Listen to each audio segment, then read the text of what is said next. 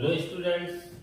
तो आज के इस वीडियो में हम 11th फिजिक्स का एक इम्पॉर्टेंट क्वेश्चन करेंगे, घूर्णन गतिज ऊर्जा के लिए व्यंजक। तो ये क्वेश्चन कणों के निकाय एवं घूर्णी गति चैप्टर से लिया गया है।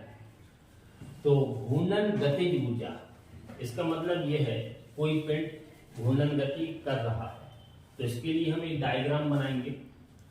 तो इस चैप्टर में ज्यादातर एक ही डायग्राम चलता है। तो ये एक्स अक्ष मान ली, ये वाई अक्ष ले ली, ये जेड अक्ष ले ली, और माना कि कोई पिंड जेड अक्ष के परितः घूर्णन गति कर रहा है और इसका जो कोणीय वेग है इसको हमने मान लिया ओमेगा। जैसे ये जेड अक्ष है, इस जेड अक्ष के परितः कोई पिंड घूर्णन गति कर रहा है, उसका कोणीय वेग है ओमेगा। ये पिंड कई कणों से मिलकर बना है। इनके द्रव्यमान हमने मान लिए m1 इस कण का द्रव्यमान है, m2 इस कण का है, m3 इस कण का है, m4 इस कण का द्रव्यमान है। इस तरीके से कितने भी कण ले सकते हैं, 3 4 5 और कई कण होंगे ऐसे।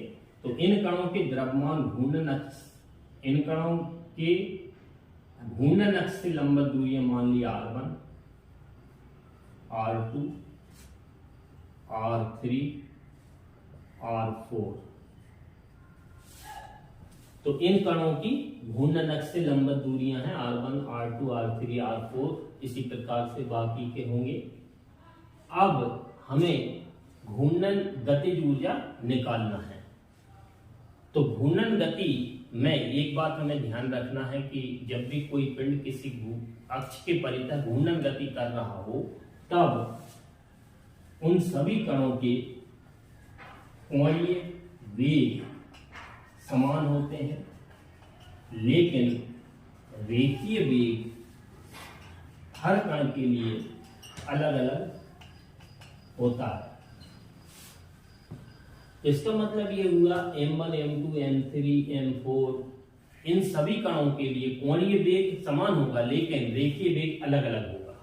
तो इन कणों के रेखीय वेग हमने मान लिया v1, v2, v3, v4 dash dash dash. तो यही थ्योरी चित्र की हम लिख देंगे एग्जाम में, तो वो हमारा थ्योरेटिकल पार्ट हो जाएगा। अब हम डेरिवेशन शुरू करेंगे। तो घूर्णन गतिज ऊर्जा निकालने से पहले हम इन कणों की गतिज ऊर्जाएं देखते हैं।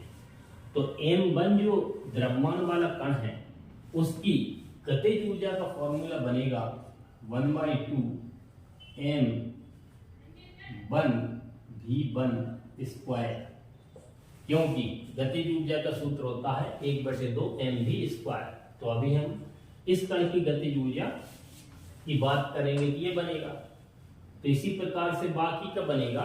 तो हम अलग अलग ना निकालकर एक सेंटेंस में लिख देंगे कि इन कणों की गतिज ऊर्जाएं क्रमशः 1/2 m1 v1 स्क्वायर, दूसरे वाले कण की हो जाएगी गतिज ऊर्जा m2 v2 स्क्वायर, तीसरे वाले कण की गतिज ऊर्जा हो जाएगी m3 v3 स्क्वायर। इसी प्रकार से बाकी के कणों की भी गतिज ऊर्जाएं हो जाएंगी। अब हम संपूर्ण पिंड की गतिज ऊर्जा की बात करेंगे। तो गतिज ऊर्जा संपूर्ण पिंड की निकालेंगे तो इन सब का हम योग कर लेंगे। तो 1/2 m1 v1 square plus 1/2 m2 v2 square plus 1/2 m3 v3 square plus dash dash dash. ये संपूर्ण पिंड की गतिज ऊर्जा है और गतिज ऊर्जा को हम दर्शा रहे हैं कैपिटल ई से। तो ये ई होगी। अब हमें इसमें घूर्णन गति में ओमेगा पे पहुंचना है। तो v और ओमेगा मतलब रेखीय वेग और कोणीय वेग में संबंध हम निकाल चुके हैं। तो उसका सूत्र आया था v = r ओमेगा। तो ये होता है रेखीय वेग और कोणीय वेग में संबंध। तो ये v है रेखीय वेग, ओमेगा है कोणीय वेग। अब इस सूत्र से हम V1, V2, V3 इनके मान निकाल के रखेंगे। तो E इक्वल 1/2 M1 V1 की जगह इस सूत्र से मान आएगा R1 ओमेगा, क्योंकि ओमेगा सभी कणों के लिए समान रहेगा। तो V1 की जगह R1 ओमेगा, लेकिन इस पे स्क्वायर, प्लस 1/2 M2।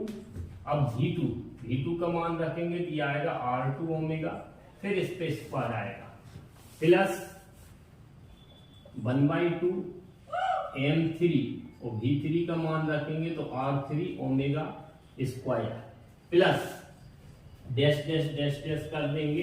तो इसी प्रकार से बाकी कणों के निकल जाएंगे। अब ये जो होल स्क्वायर लिखे हुए हैं इनको हम खोलेंगे तो E equal 1/2 M1 R1 square omega square, दोनों पे स्क्वायर आएगा, plus 1/2 M2 R2 square omega square, plus 1/2 M3 R3 square omega square, plus dash dash dash.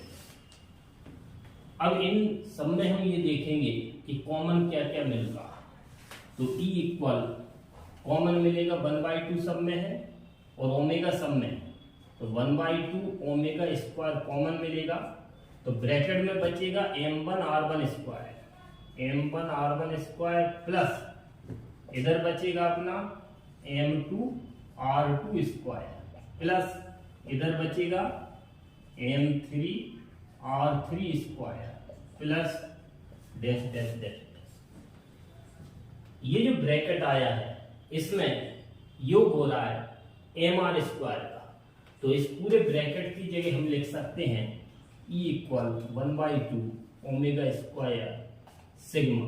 इस पूरे ब्रैकेट की जगह हम लिख सकते हैं सिग्मा MR स्क्वायर। और ये जो सिग्मा MR स्क्वायर है ये फॉर्मूला है जड़त्व आघूर्ण का, जिसे हम I से दर्शाते हैं। तो इसकी जगह लिख देंगे हम I, तो 1/2 ओमेगा स्क्वायर इंटू I। ये हमारा घूर्णन गतिज ऊर्जा के लिए व्यंजक आ चुका है। तो यदि वीडियो अच्छा लगा हो तो चैनल को शेयर और सब्सक्राइब जरूर करें।